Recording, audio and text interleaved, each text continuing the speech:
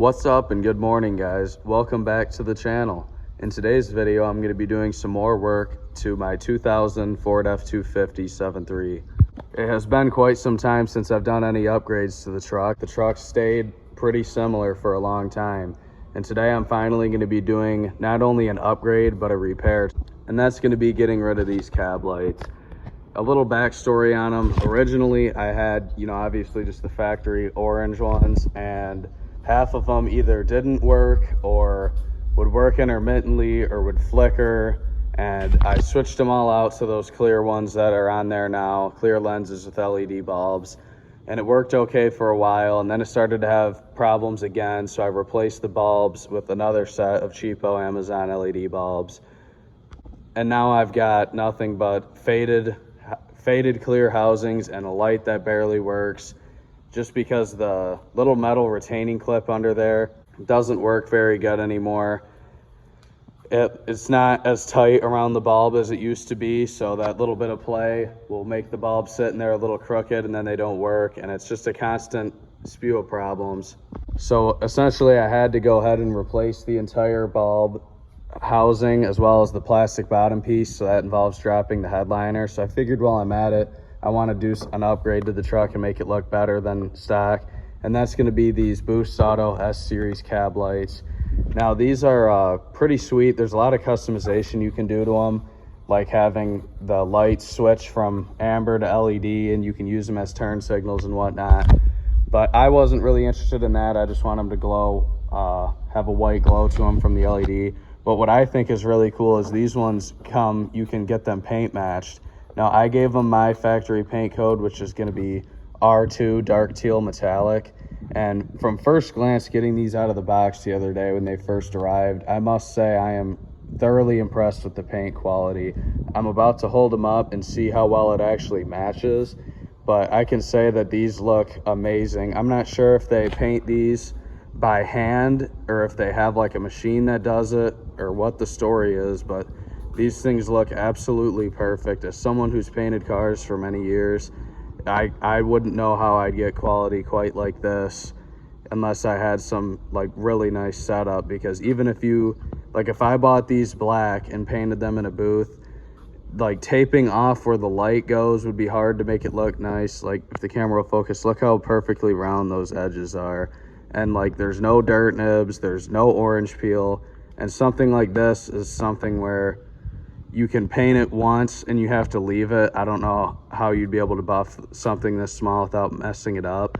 But anyway, the whole truck's been painted, so if we hold it up here in the light, do a color match comparison, it's pretty dang close. I feel like my truck has a little bit more flake in it, but being that it's been repainted, this isn't the original paint, so let's hop on the roof and compare it to that. So from the roof, you can see these old orange faded cab lights and my original paint, which I never painted simply because there's no reason to. There was no damage up here and you can't really see it anyway, so I just left it factory. So if I turn my phone flash on real quick, you can see how well the color matches.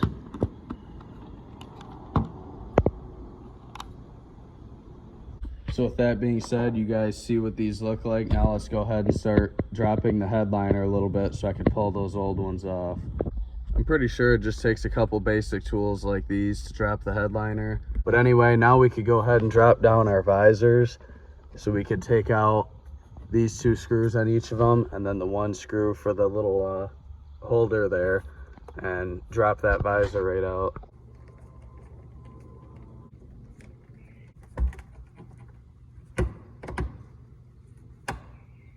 Now with both of those visors taken out, I'm going to go ahead and use a trim removal tool like this to remove these two push-ins.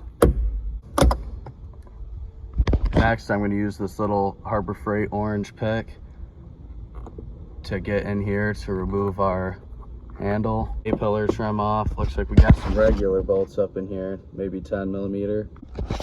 Turns out the socket that fits these best was a 5/16. With those bolts out, we can just remove the handle. And then we should be able to just pull this right out. just like that. I didn't want the headliner hanging up on the rubber seal, so I went and just popped that down real quick as well. Honestly, I probably didn't need to even take that light out because we only need to drop the front of the headliner. But whatever, it was only 2 bolts or 3. Should be able to just pop this right out.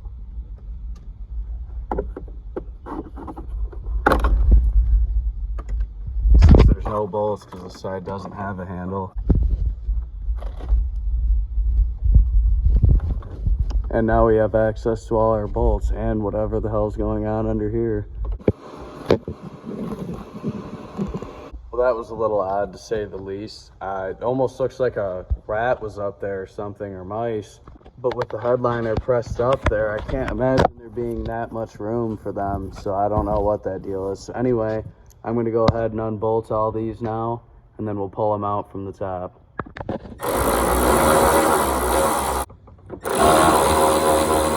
You could just grab these, pull them straight up, squeeze the wire to disconnect it, and pull it right off.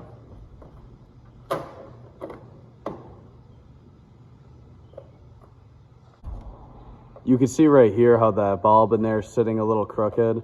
That one had to be crooked like that with a little bit of silicone dabbed on there to keep it working. So the bottom parts of these lights are just totally worn out. We go ahead and give this a quick clean with just a little bit of isopropyl alcohol and a rag. Luckily, you don't need to use silicone on these like you might on some other brands. They have like a gasket material on the bottom, but you know, you want to give it the best mating surface to seal to, so that's why I'm wiping it down. Careful not to lose my wire. As you can see by their location in the box, with the cab order being 1 is the passenger side and 5 ends up on the driver's side. I'm sure for my application it wouldn't matter if I put them in any random spot because I don't have any of the fancy features, but I'm willing to bet if you put them in the wrong spot and you have the feature like a turn signal, you're going to be screwed. So anyway, I guess I'll start with number 5 on my driver's side. We'll go ahead and just remove the new 9mm nuts. The ones that came off were 10. And I'll just throw them in my pocket so I can put them in from underneath here in a minute. Now I'm going to go ahead and take our adapter wire it comes with, plug it into the cab light, and plug the other end into our wire, and then pop it down into the holes.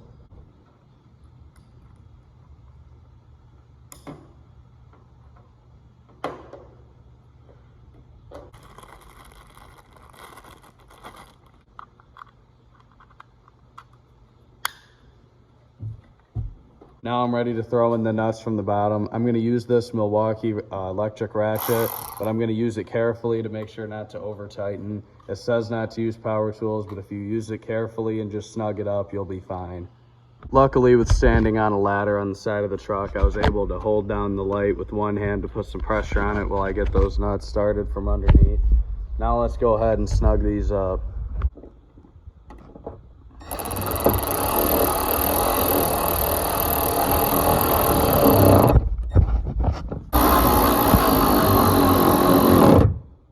Now with all those bolts tightened down, wires are all plugged in, and I verified that they work.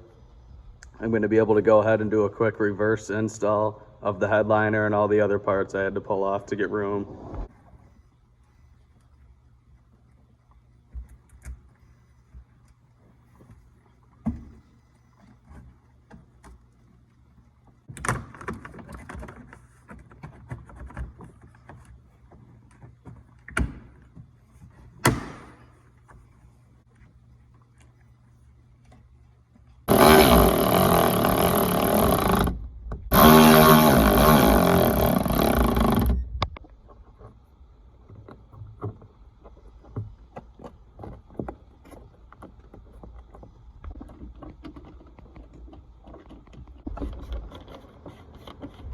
And just like that, we went ahead and threw it back together. Overall, I'd say this was a very surprisingly easy install. I've been putting off doing it forever because I thought dropping the headliner would be a lot harder than it was. But I honestly only probably spent like an hour, maybe an hour and 20 minutes tops on this, and it came out great. And that'll conclude this install video. Nice, quick, and easy one. Really freshened up the look of the truck. I think it came out great. Make sure you guys let me know what you think about the new lights in the comments, and I'll see you in the next video.